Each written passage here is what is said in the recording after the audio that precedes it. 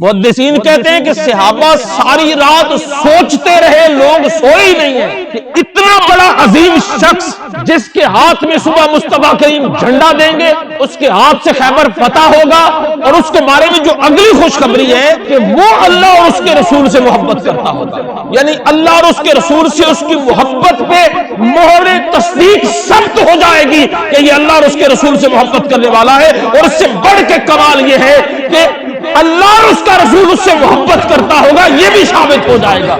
اور ہر بندہ دعا کر رہا تھا وہ کون ہوگا، وہ کون ہوگا، اللہ وہ اعزاز مجھے دے دے۔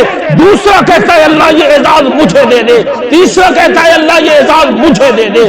تو ہر زبان میں، ہر دل میں ایک ہی خواہش تھی، ایک ہی سوال تھا کہ مولا میں نہیں تو پھر وہ کون؟ ہر شخص کو قدرت جواب دے رہی تھی کہ میرے مصطفیٰ کے صحابہ تم نے دیکھنا ہے کہ وہ بندہ کون ہے۔ تو فجر پڑھنے کے بعد صحابہ نے عجیب منظر دیکھا کہ نماز فجر میں ایک ذات اور ہستی شاید حاضر نہ تھی، فرمایا علی کو بلا کے لاؤ، اسے جھنڈا دینا چاہتا ہوں۔ تو حضرت علی کو بلا کے خیبر کا جھنڈا عطا فرمایا، اور پھر اللہ نے خیبر علی کے ہاتھ پہ فتح فرما دیا۔ اور اس میں کمال یہ تھا کہ مولا علی کی وہ ذات اور ہستی ہے کہ جن سے اللہ اور اس کا رسول پیار کرتا ہے۔ نحمدہ ونصلی ونسلم علی رسولہ الکریم، اما بعد، اعوذ باللہ من الشیطان الرجیم، بسم اللہ الرحمن الرحیم، وَقُلْ تَعَالَوْا نَدْعُ أَبْنَاءَنَا وَأَبْنَاءَكُمْ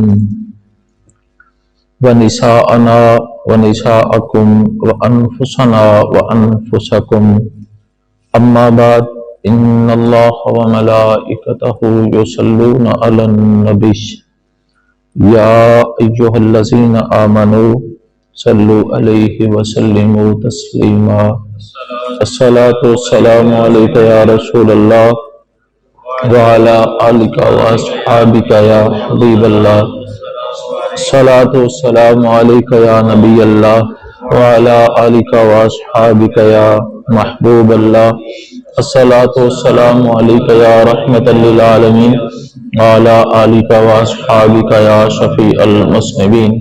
یا صاحب الجمال و یا سید البشر، من وجهک المنیر لقد نور القمر، لا يمکن الثناء کما کان حقہ، بعد الہدی بزرگ تو یہ قصہ مختصر۔ آمنت باللہ، صدق اللہ مولانا العظیم، صدق رسولہ النبی الکریم الامین المکین۔ نبی کریم صلی اللہ علیہ وآلہ وسلم کی بارگاہ میں نجران سے عیسائیوں کا ایک وفد آیا اور آپ سے مناظرہ کر رہے تھے۔ مناظرہ ہوتا ہے دو فریق میں اختلاف ہے، تو ایک دلائل دیتا ہے، دوسرا ان دلائل کا رد کرتا ہے، بحث و تمہیز چلتی ہے۔ جس طرح آپ نے پاکستان میں بھی مناظروں کا بڑا رواج ہے، آپ نے گاہے بگاہے آپ دیکھا ہوگا یا کہیں اتفاق ہوا ہوگا، اور اکثر و بیشتر مناظروں سے مسئلے حل نہیں ہوتے، اور مناظروں سے بھی حق واضح نہیں ہوتا کئی مرتبہ۔ اور کئی مرتبہ ایسا ہوتا ہے کہ مناظرہ میں ایک طرف سے ٹھیک دلائل جا رہے ہیں اور دوسری طرف سے ہٹ دھرمی کا مظاہرہ کیا جا رہا ہوتا ہے۔ تو اسی طرح نبی کریم صلی اللہ علیہ وآلہ وسلم کی بارگاہ میں نجران کے عیسائی آ کے ان کے علماء بحث کر رہے تھے، تو حکم الہی ہوا کہ محبوب یہ مناظرے سے نہیں ماننے والے، ان سے مبالغہ کرو۔ یہ مناظرے سے اگلا ایک سٹیپ ہے۔ مناظرے میں علمی دلائل ہوتے ہیں، ان کا رد ہوتا ہے۔ اپنی برتری ایک فریق ثابت کرتا ہے، دوسرا اپنی برتری ثابت کرتا ہے۔ مبالغہ میں مباہلہ میں یہ نہیں دیکھا جاتا، علمی دلائل نہیں دیکھے جاتے، میدان میں نکل کے ایک فریق اللہ سے دعا کرتا ہے کہ مولا اگر میں حق پہ ہوں تو میرے مد مقابل کو تباہ و برباد کر دے تاکہ لوگوں پہ حق ثابت ہو جائے۔ پھر دوسرا فریق نکل کے اللہ سے دعا کرتا ہے کہ مولا اگر میں حق پہ ہوں تو میرے دشمن اور مخالف کو تباہ و برباد کر دے اور تاکہ حق واضح ہو جائے۔ اسے کہتے ہیں مبالہ، یعنی اپنے دشمن کے لیے بد دعا کرنا، لیکن یہ بد کا لفظ ہم نبی کریم صلی اللہ علیہ وسلم کی دعا کے ساتھ تو نہیں کہہ سکتے، پر مبالہ اس طرح ہی ہوتا ہے۔ اللہ نے ارشاد فرمایا محبوب مبالہ کے لیے بلاؤ، اور حکم ہوا، آیت مبالہ نازل ہوئی۔ یہ قرآن مجید کا 3 نمبر سورہ ہے، سورہ آل عمران، اور اس کی آیت نمبر 61 کا ایک حصہ میں نے جسے عنوان کے طور پہ پڑھا ہے۔ فقل اللہ نے ارشاد فرمایا محبوب ان سے فرما دو، تعالو آ جاؤ، ندعو بلا لو، ابناءنا و ابناءکم، میں اپنے بیٹوں کو بلا لیتا ہوں، تم اپنے بیٹوں کو بلا لو، ونساءنا ونساءکم، میں اپنی بیبیوں کو بلا لیتا ہوں، تم اپنی بیبیوں کو بلا لو، وانفسنا وانفسکم، میں اپنی جانوں کو بلا لیتا ہوں، تم اپنی جانوں کو بلا لو، اور پھر ہم میدان میں نکل کے مبالہ کرتے ہیں۔ اب اس مبالے کے جو لفظ ہیں نا سورہ آل عمران کی اس آیت نمبر 61 کے، وہ بڑے قابل غور اور توجہ ہیں۔ سب سے پہلی بات تو یہ ہے کہ نبی موجود ہے، اور اس کی موجودگی میں اگر اکیلا نبی میدان میں نکل کے دعا کرے تو کیا یہ کم ہے؟ آپ کی زبان سے جملے نکلیں تو اللہ رب العزت اسے پورا نہیں فرما دے گا؟ پھر وہ آرڈر کر رہا ہے کہ محبوب باہر نکل کے ان سے مبالہ کر، وہ متوجہ ہے اپنے محبوب کی طرف، اس کی دعا قبول کرنے کے لیے، اس کے مباہلے کو انجام تک پہنچانے کے لیے اللہ رب العزت خود آرڈر فرما رہا ہے۔ کیا نبی اکیلا میدان میں نکل کے اپنے ہاتھ بلند کر کے مباہلے کے لیے دعا کرے، اپنی فتح کے لیے، نصرت کے لیے، دین کی سچ ثابت کرنے کے لیے، دین کی حقانیت کے لیے، اسلام کی سچائی کے لیے، کیا اکیلا نبی کم تھا؟ اگر کم تھا کا تصور ذہن میں آ جائے تو پھر بندہ دائرہ اسلام سے خارج ہو جاتا۔ تو اللہ رب العزت نے ارشاد فرمایا کہ محبوب تم اپنے بیٹوں کو بلاؤ، یہ اپنے بیٹوں کو بلائیں۔ توجہ طلب یہ نقطہ ہے، یہ اللہ کا قرآن ہے۔ اللہ فرماتے محبوب اپنے بیٹوں کو بلاؤ، یہ اپنے بیٹوں کو بلائیں۔ اب نبی کے بیٹے تو ہے نہیں، تم اپنی بیبیوں کو بلاؤ، یہ اپنی بیبیوں کو بلائیں۔ پھر تم اپنی جانوں کو بلاؤ، اپنی جان اور اپنی جان کے جو زیادہ قریب ان کو بلاؤ، اور یہ بھی اپنی جانوں کو بلائیں۔ پھر نکل کے تم دعا کرو۔ پھر نبی نے اللہ کے اس حکم پہ عمل کیا، اللہ کے آرڈر پہ۔ یہ اللہ کے آرڈر پہ ہو رہا ہے نا مبالہ، اللہ کے محبوب نے اس پہ عمل کیا۔ تو میں اس آیت کے حوالے سے میرے سامنے صحیح مسلم شریف کی حدیث کتاب الفضائل صحابہ میں سے ہے، اور اسی حدیث کو امام ابو عیسیٰ محمد بن عیسیٰ ترمذی علیہ رحمہ نے اپنی کتاب المناقب میں ترمذی شریف میں روایت کیا ہے۔ اسی حدیث کو امام احمد بن حنبل علیہ رحمہ نے المسند میں نقل فرمایا ہے، امام نسائی نے اس کو روایت کیا ہے، اور ساتھ ان ائمہ نے یہ بھی لکھا ہے کہ یہ حدیث صحیح ہے، یہ حدیث صحیح ہے۔ نبی کریم صلی اللہ علیہ وسلم نے اب عمل کرنا ہے اس آیت پہ، اس آرڈر پہ۔ تو کیا کیا؟ سب سے پہلا حکم تھا اللہ کا کہ محبوب اپنے بیٹوں کو بلا۔ تو مصطفیٰ کریم نے امام حسن و حسین کو بلایا ہے۔ نبی کریم صلی اللہ علیہ وسلم نے کس کو بلایا؟ امام حسن و حسین کو بلایا۔ اللہ کا آرڈر ہے کہ محبوب اپنی بیبیوں کو بلاؤ۔ تو نبی علیہ السلام کی ذات، نبی علیہ السلام کے گھر، آپ کی ذات سے جڑی ہوئی ازواج مطہرات میں ہیں، اور بھی بیٹیاں ہیں، پر نبی علیہ الصلوۃ والسلام نے صرف سیدہ فاطمہ الزہرا کو بلایا ہے، حالانکہ آرڈر جمع کا، نساءنا جمع ہے کہ جتنی آپ کی قریبی بیوی ہیں سب کو بلا لو آپ کی، پر آپ نے اس کے جواب میں اللہ کے آرڈر کی فرما برداری میں صرف اور صرف سیدہ فاطمہ الزہرا سلام اللہ علیہا کو بلایا ہے۔ اللہ نے ارشاد فرمایا نساءکم، نساءنا انفسنا وانفسکم، محبوب اب اپنی جانوں کو بلاؤ۔ تو نبی علیہ السلام نے اپنی ذات کے ساتھ جڑی ہوئی ایک جان کو بلایا ہے، وہ جان جسے حضور نے اپنی جان کہا۔ اللہ رب العزت نے حکم دیا کہ محبوب اپنی ذات کے ساتھ اس ہستی کو بلا جسے زمانہ اور میں کہہ سکوں کہ یہ محبوب میرے نبی کی جان ہے۔ محبوب اپنی جان کو بلا۔ اب نگاہ مصطفیٰ اٹھی کہ مصطفیٰ کی جان کے سب سے قریب جسے جان مصطفیٰ کہا جا سکتا ہے، حضور نے فرمایا وہ علی ہے۔ حضرت سعد بن ابی وقاص رضی اللہ تعالیٰ عنہ راوی ہیں، امام مسلم بن حجاج قشیری، امام ابو عیسیٰ محمد بن عیسیٰ ترمذی، امام احمد بن حنبل، امام نسائی اس حدیث کو متفقہ طور پہ اپنی کتابوں میں لکھتے ہیں۔ حضرت سعد بن ابی وقاص فرماتے ہیں کہ مباہلہ کے لیے حضور نے عورتوں کے بدلے میں صرف سیدہ کو بلایا ہے، بیٹوں کے حکم پہ سیدنا امام حسن و حسین کو بلایا ہے، اور اپنی جان کے جواب میں صرف مولا علی کو بلایا ہے۔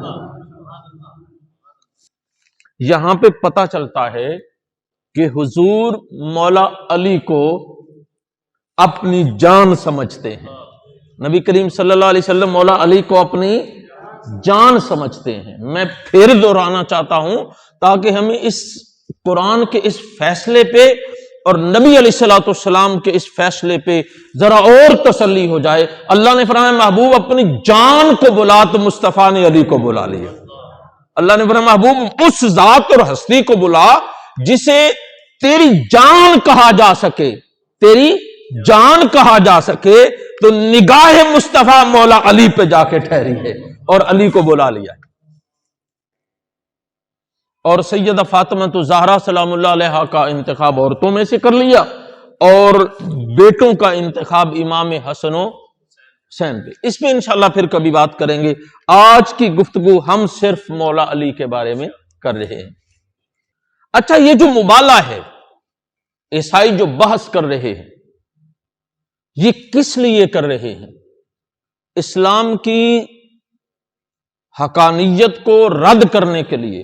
اسلام سچا دین ہے، اسے رد کرنے کے لیے عیسائی جمع ہوئے۔ اور اسی طرح جو معجزہ ہوتا ہے وہ نبی کی نبوت کو ثابت کرتا ہے۔ معجزہ نبی کی نبوت کو ثابت کرتا ہے۔ اور اسلام ہوتا کیا ہے؟ سب سے پہلا اسلام کا ستون ہے اللہ کی توحید، اللہ کی توحید کہ اللہ ایک ہے، اللہ ایک ہے۔ اب نبی کی سب سے پہلی ذمہ داری یہ ہوتی ہے کہ وہ اللہ کو ایک منوائے لوگوں سے۔ اب اللہ کو کسی نے دیکھا، وہ دکھائی بھی دیتا، ہاں اللہ کا دیدار اس دنیا میں ممکن نہیں ہے، وہ محشر میں اس کا دیدار ہوگا یا جنت میں ہوگا۔ اب اس شے کو منوانا ہے نبی نے، یہ نبی کی ذمہ داری ہے، یہ نبوت کے فرائض میں سے اس ذات اور ہستی کو منانا ہے جسے کسی نے دیکھا نہیں۔ اور پھر اللہ فرماتا ہے کہ وحی کو منوانا ہے کہ مجھ پہ وحی نازل ہوتی ہے، اور وحی کو بھی کسی نے دیکھا نہ، وہ نظر آتی نہیں۔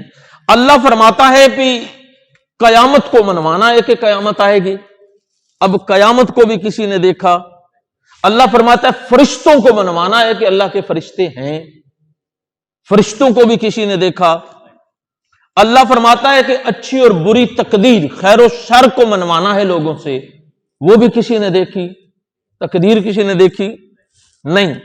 اللہ فرماتا ہے کہ جنت اور دوزخ کو منوانا ہے، وہ بھی کبھی دیکھی؟ جنت اور دوزخ بھی ہم نے کبھی دیکھی؟ اللہ فرماتا ہے کہ اسلام یہ ہے کہ مرنے کے بعد تم دوبارہ زندہ کیا جاؤ گے، یہ بھی کسی نے دیکھا؟ نہیں۔ تو یوں سمجھ لیجئے کہ رسول کی ذمہ داری یہ ہوتی ہے، رسول کا فرض یہ ہوتا ہے، رسول کی ذمہ داری یہ ہوتی ہے کہ ان ساری چیزوں کو رسول منواتا ہے امت سے جو انہوں نے دیکھی نہیں ہوتی۔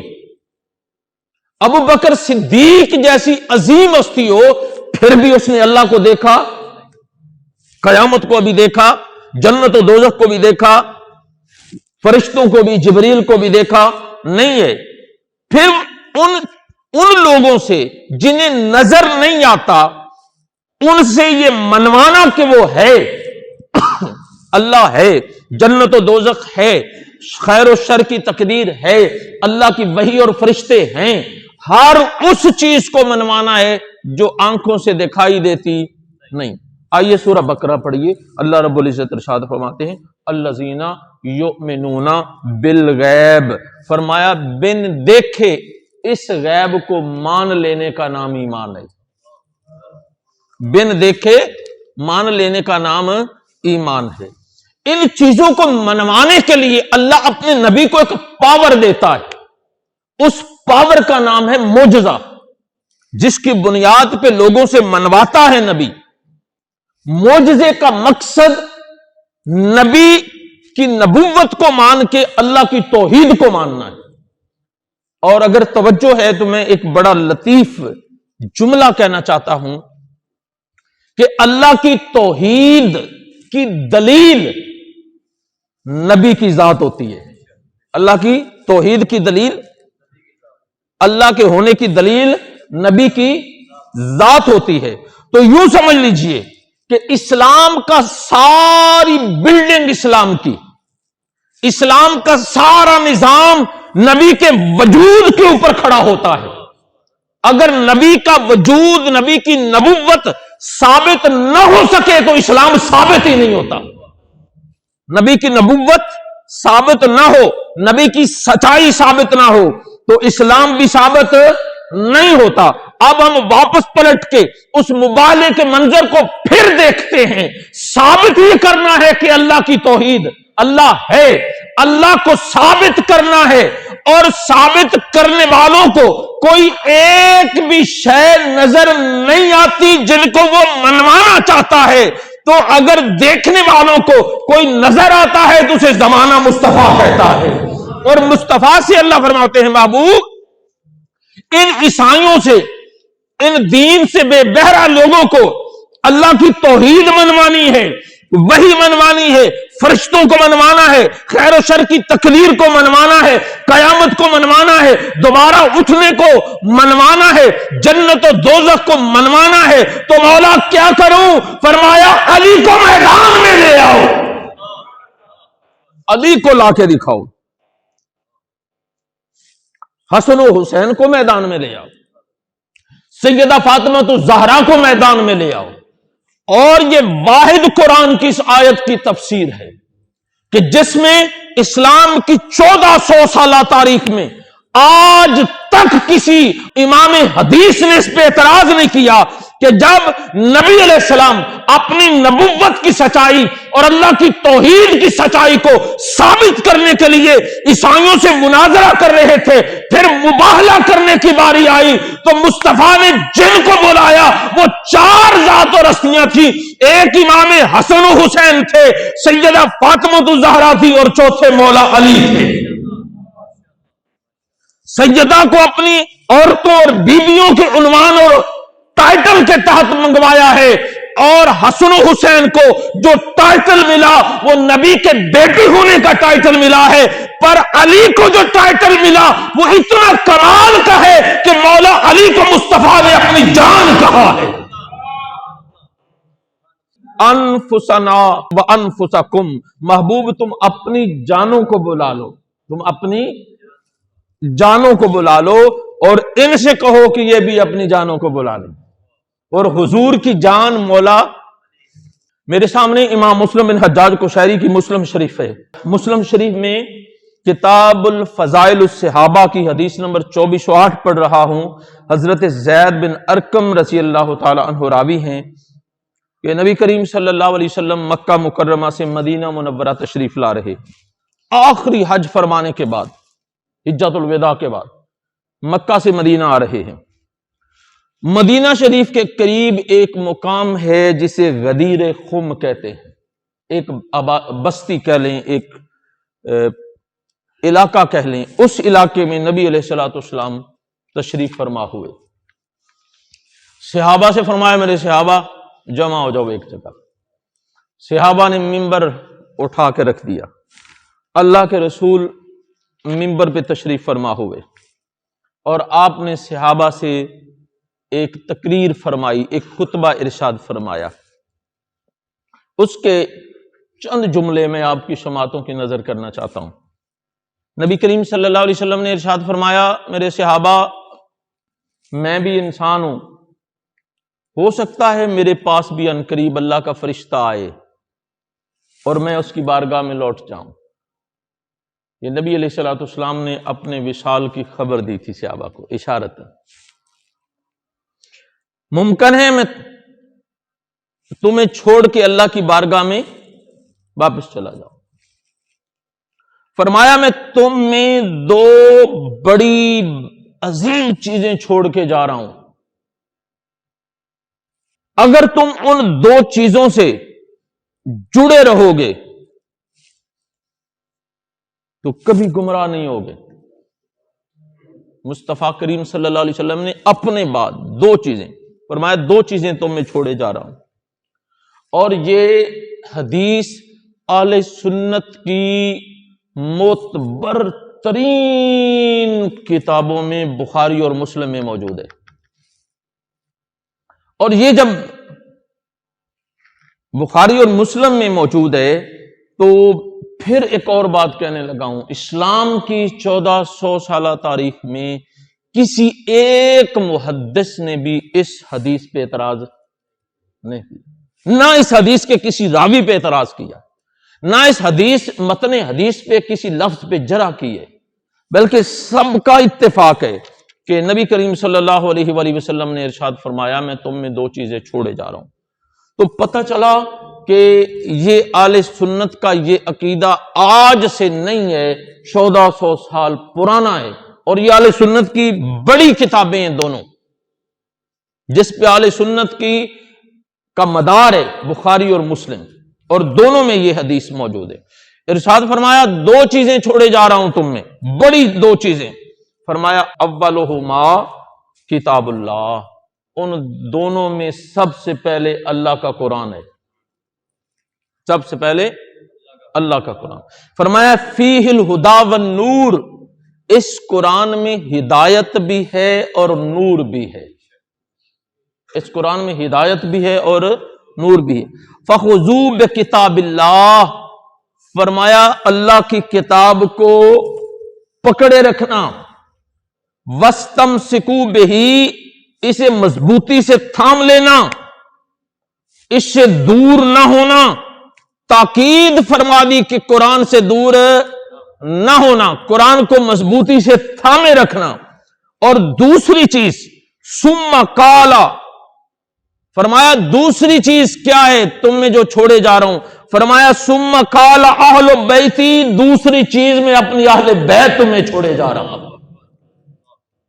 اور فرمایا اذکرکم اللہ فی اہل بیتی، اذکرکم اللہ فی اہل بیتی، اذکرکم اللہ فی اہل بیتی، 3 مرتبہ ایک ہی جملہ نبی علیہ السلام نے دہرایا۔ اور نبی پاک صلی اللہ علیہ وآلہ وسلم کی مبارک زندگی میں بہت کم مقام ایسے ہیں جہاں پہ حضور نے ایک بات کو 3 مرتبہ دہرایا ہو، بہت کم جگہ پہ ایسا ہوا، اور ان میں سے ایک ہے۔ فرمایا اذکرکم اللہ فی اہل بیتی، ارشاد فرمایا کہ میں تمہیں اللہ کی یاد دلاتا ہوں اپنے اہل بیت کے بارے میں کہ جب بھی تمہاری نگاہ میری اہل بیت پہ پڑے تو اللہ سے ڈرنا، اللہ سے ڈرنا۔ تمہیں اللہ یاد دلاتا ہوں کہ رب بھی ہے، میری اہل بیت کو دیکھنا تو اللہ کی طرف بھی تمہارا دھیان رہے۔ اور اس سے ایک اور اگلی جڑی ہوئی حدیث ہے، اسی اہل بیت میں مولا علی ہے۔ یہاں پہ مسلم شریف میں امام مسلم بن حجاج قشیری نے ایک خوبصورت باب قائم کیا ہے، بخاری کے بعد دوسرا نمبر مسلم شریف کا ہے، اور امام مسلم بن حجاج قشیری نے اور امام مسلم بن حجاج قشیری جیسے عظیم محدث نے جو باب قائم کیا ہے مسلم شریف میں، اور جب بھی کوئی محدث، یہ کمال کا نقطہ ہے علمی، جب بھی کوئی محدث اپنی حدیث کی کتاب میں باب قائم کرتا ہے تو وہ باب کا جو عنوان ہوتا ہے اس چیپٹر کا، وہ عنوان اس کا عقیدہ ہوتا ہے، محدث کا وہ عقیدہ ہوتا ہے۔ محدث اپنے عقیدے کو چیپٹر کا عنوان اور باب کا عنوان قائم کر کے اس کے نیچے دلیل کے طور پہ مصطفیٰ کریم کی حدیث پیش کرنا چاہتا ہے۔ اور امام مسلم بن حجاج قشیری نے چیپٹر کا عنوان بڑا کمال کا دیا ہے۔ آپ نے عنوان لکھا ہے باب الدلیل علی ان حب الانصار و علی من الایمان۔ چیپٹر کا عنوان اور ٹائٹل یہ دیا ہے کہ علی کی محبت ایمان کی علامت ہے، انصار اور علی کی محبت ایمان کی علامت ہے۔ اور اس حدیث میں امام مسلم بن حجاج قشیری یہ ثابت کرنا چاہتے ہیں کہ جو علی سے محبت نہیں رکھتا اس کا ایمان سے کوئی تعلق نہیں ہے۔ اور اسے ثابت کرنے کے لیے حضرت علی پاک سے مروی ایک حدیث اس چیپٹر کے نیچے حضرت امام مسلم بن حجاج قشیری لائے ہیں، اور نبی کریم صلی اللہ علیہ وآلہ وسلم نے ارشاد فرمایا، یہ حدیث کسی اہل تشیع کے عالم نے نہیں لکھی، یہ اہل سنت کے ایک عظیم محدث نے لکھی ہے، اور یہ عقیدہ امام اہل سنت کے عظیم محدثین کا ہے جو ہم تک پہنچ رہا ہے۔ نبی کریم صلی اللہ علیہ وآلہ وسلم کا ارشاد، حضرت مولا علی ارشاد فرماتے ہیں کہ نبی کریم صلی اللہ علیہ وسلم نے مجھ سے فرمایا، اے علی، تجھ سے کوئی شخص محبت نہیں کرے گا سوائے مومن کے، تجھ سے کوئی محبت نہیں کرے گا سوائے مومن کے، اور اے علی، تجھ سے کوئی بغض نہیں رکھے گا سوائے منافق کے۔ یہ نبی کریم صلی اللہ علیہ وسلم نے فیصلہ فرما دیا، اور آنے والے زمانوں میں، آنے والی نسلوں میں، قیامت تک کے لوگوں کو ایک معیار اور پیمانہ دے دیا۔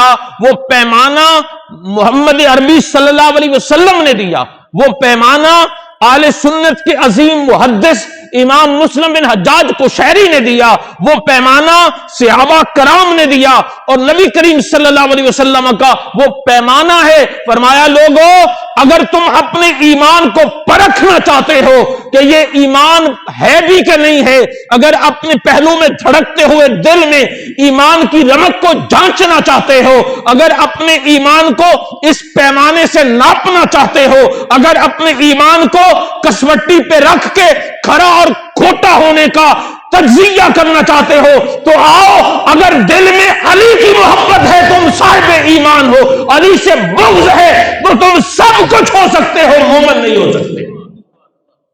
اور یہ پیمانہ نبی کریم صلی اللہ علیہ وسلم نے دیا ہے۔ اللہ اکبر۔ امام ابو عیسیٰ محمد بن عیسیٰ ترمذی علیہ رحمہ نے ترمذی شریف میں ابواب المناقب میں حدیث لائے ہیں، اور حضرت مولا علی ارشاد فرماتے ہیں کہ نبی کریم صلی اللہ علیہ وسلم نے ارشاد فرمایا، انہ لا یحبک الا مؤمن۔ یہ وہی مضمون ہے جسے امام مسلم بن حجاج قشیری مسلم شریف میں لاتے۔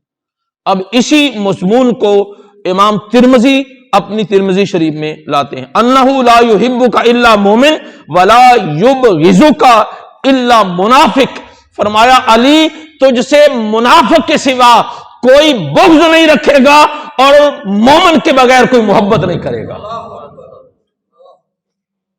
اور ایک اس سے ملتی جلتی حدیث، اس کو بھی امام مسلم بن حجاج قشیری نے مسلم شریف میں اور امام ترمذی نے اسے ترمذی شریف میں، اور صحابہ کی لائن میں 10 مبشرہ میں سے عظیم صحابی حضرت سعد بن ابی وقاص رضی اللہ تعالیٰ عنہ اس حدیث کو روایت فرماتے ہیں کہ غزوہ تبوک پہ نبی علیہ الصلوۃ والسلام تشریف لے جا رہے تھے، مولا علی کو مدینہ منورہ کا انچارج بنایا اور خود صحابہ کو لے کے غزوہ تبوک کی طرف روانہ ہونے لگے۔ تو مولا علی نے عرض کیا، یا رسول اللہ صلی اللہ علیہ وسلم، آپ مجھے مدینہ میں عورتوں اور بچوں کے پاس چھوڑے جا رہے ہیں، تو یہ علی جیسا بندہ صرف مدینہ میں انچارج رہے، جہاد میں شامل نہ ہو، تو نبی پاک صلی اللہ علیہ وسلم نے ارشاد فرمایا، اے علی کیا اس بات پہ راضی نہیں ہے تو کہ تمہارا مرتبہ میرے ساتھ ایسے ہی ہے جیسے موسیٰ کے ساتھ حضرت ہارون علیہ السلام کا؟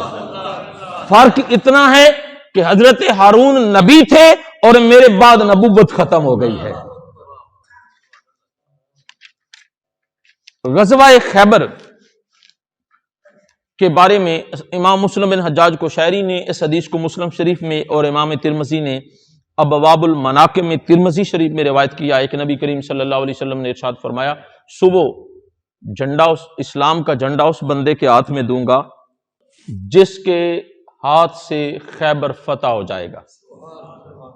اور وہ شخص، اگلے جملے بڑے خوبصورت سمجھنے والے ہیں، فرمایا وہ شخص اللہ اور اس کے رسول سے محبت کرنے والا ہوگا اور اللہ اور اس کا رسول اس سے محبت کرنے والا۔ یہ بہت بڑی گارنٹی تھی اور یہ اتنا بڑا اعزاز تھا۔ یہاں پہ محدثین نے بڑی خوبصورت باتیں بھی کی ہیں، لیکن میرا وہ موضوع بھی نہیں ہے اور میرے پاس وقت بھی تھوڑا ہے۔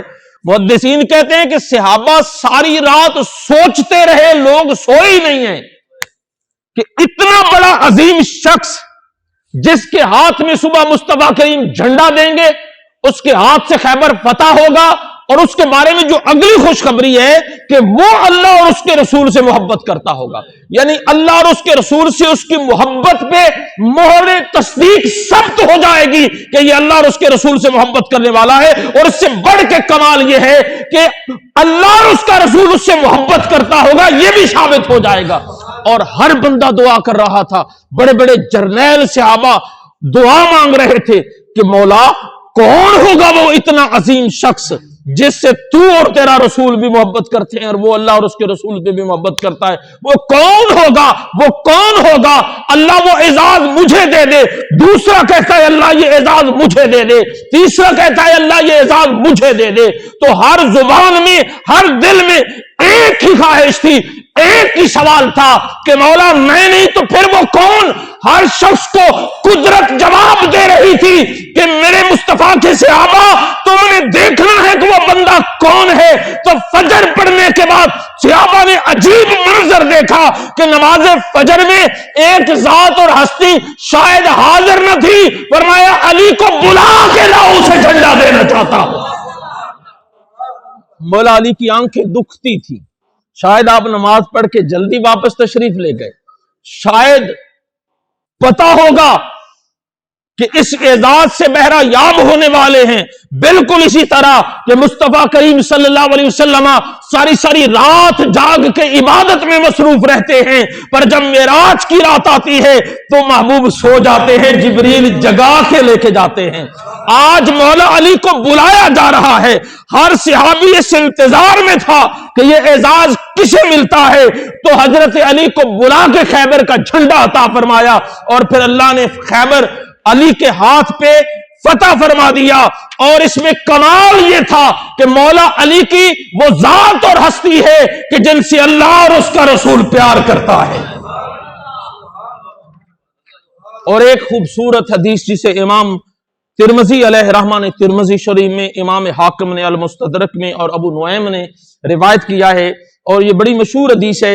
حضرت مولا علی کرم اللہ وجہ الکریم اس حدیث کو روایت فرماتے ہیں، اور حضرت عبداللہ بن عباس بھی روایت فرماتے ہیں کہ نبی علیہ السلام نے ارشاد فرمایا، انا علم المدینہ و علی بابہا، میں علم کا شہر ہوں اور علی اس کا دروازہ ہے۔ میں آپ کو صرف مستند روایات سنا رہا ہوں، ویسے اس حوالے سے بہت ساری باتیں کر سکتا ہوں۔ امام حاکم نے اسی حدیث میں ایک اضافی جملہ دیا ہے.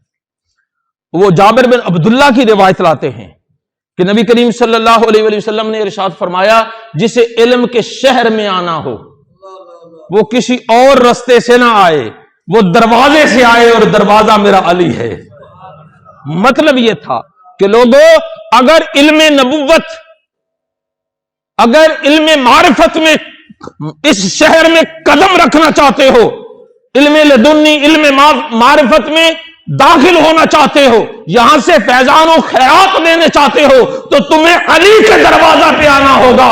علی کے دروازے پہ آ کے اللہ رب العزت کے نبی کا علم کا فیضان تمہیں مل سکتا ہے، ورنہ نہیں.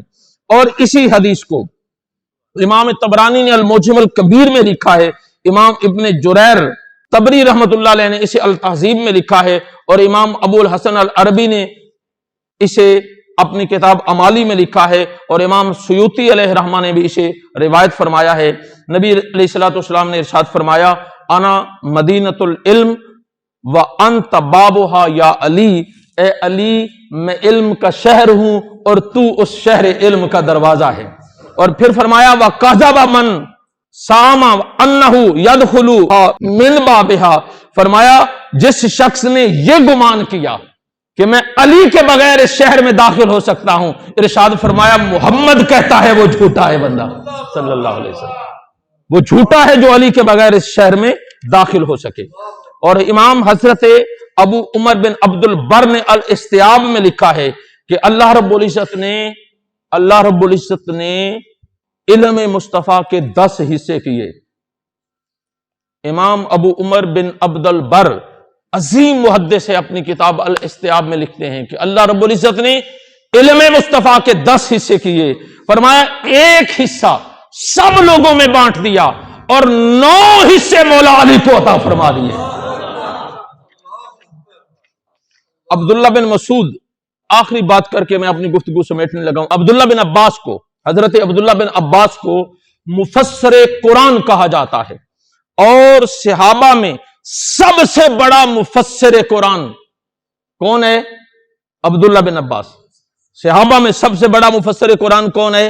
عبداللہ بن عباس. امام حاکم اس روایت اور حدیث کو مستدرک میں لکھتے ہیں، اور حضرت عبداللہ بن عباس کو حبر حاضل الامہ، اس امت کا سب سے بڑا عالم قرآن کہا گیا، عالم تفسیر کہا گیا. نبی کریم صلی اللہ علیہ وآلہ وسلم نے ارشاد فرمایا میں امت میں قرآن کا میری امت میں قرآن کا سب سے بڑا عالم عبداللہ بن عباس ہے. اور جب نبی علیہ الصلوۃ والسلام کا وصال مبارک ہوا تو عبداللہ بن عباس کی عمر 13 سال ہے. اور آپ نے یہ ارشاد وصال کے وقت تو نہیں فرمایا، اگر 2 سال پہلے فرمایا تو اس وقت عمر عبداللہ بن عباس کی 11 سال بنتی ہے. اگر یہی ارشاد 3 سال پہلے فرمایا تو پھر عبداللہ بن عباس کی عمر 10 سال بنتی ہے. 10 سال کا بچہ جو آج کے دور میں 4تھی یا 5ویں کا طالب علم ہے، اور اسی صحابہ کی صف میں 60 سالہ ابو بکر صدیق جیسی ہستی تشریف فرما ہے، حضرت عمر بن خطاب جیسی عظیم ہستیاں تشریف فرما ہیں، عثمان ذو النورین جیسی عظیم شخصیات موجود ہیں، اور حضرت عبداللہ بن عباس جیسے عالم صحابی موجود ہیں، اور حضرت عبد الرحمن بن عوف جیسی عظیم المرتبت شخصیات موجود ہیں. ان سارے صحابہ کے جھرمٹ میں ایک 10 سالہ بچے کو، 10 سال یا 11 سال کی عمر کے بچے کو نبی علیہ الصلوۃ والسلام نے اپنی امت میں قرآن کا سب سے بڑا مفسر اور عالم کہہ دیا. اور یہ ٹائٹل عبداللہ بن عباس کو کسی اور نے نہیں، محمد کریم نے عطا فرمایا ہے صلی اللہ علیہ وسلم. حیرانگی ہوتی تھی کہ یہ کیسے ممکن ہے کہ ایک 10 سالہ بچہ صحابہ 1.25 لاکھ صحابہ کی جماعت میں سب سے بڑا قرآن کا عالم ہے. تو اسے تلاش کرتے کرتے امام ابن ابی شیبہ نے اپنی مصنف میں یہ روایت لکھی ہے، اور عبداللہ بن مسعود روایت فرماتے ہیں کہ قرآن کا سب سے بڑا ترجمان عبداللہ بن عباس ہے، عبداللہ بن عباس ہے. اور اس عقدے کو حل کرنے کے لیے عبداللہ بن عباس کا ایک ارشاد حدیث کی دنیا میں موجود ہے، وہ یہ کہ کسی نے سوال کیا عبداللہ بن عباس کو، حضرت سعید ابن مسیب حضرت عبداللہ بن مسعود کے شاگرد اور تابعی ہیں، وہ فرماتے ہیں کہ میں نے عبداللہ بن عباس سے پوچھا کہ اس عمر میں علم قرآن، تفسیر کا علم اور قرآن کا ترجمان امت میں سب سے زیادہ اعلیٰ ترجمان قرآن، سب سے زیادہ قرآن کا عالم ہونے کا ٹائٹل آپ کو جو مصطفیٰ کی بارگاہ سے ملا ہے، ہمیں سمجھ نہیں آتی کہ جب آقا کا وصال ہوا تو 10 سال عمر میں قرآن کا اتنا علم آپ نے کیسے حاصل کر لیا؟ فرمایا تمہیں پتہ ہی نہیں چلا، میں نے یہ قرآن کا علم ڈائریکٹ مصطفیٰ سے نہیں مولا علی سے سیکھا ہے۔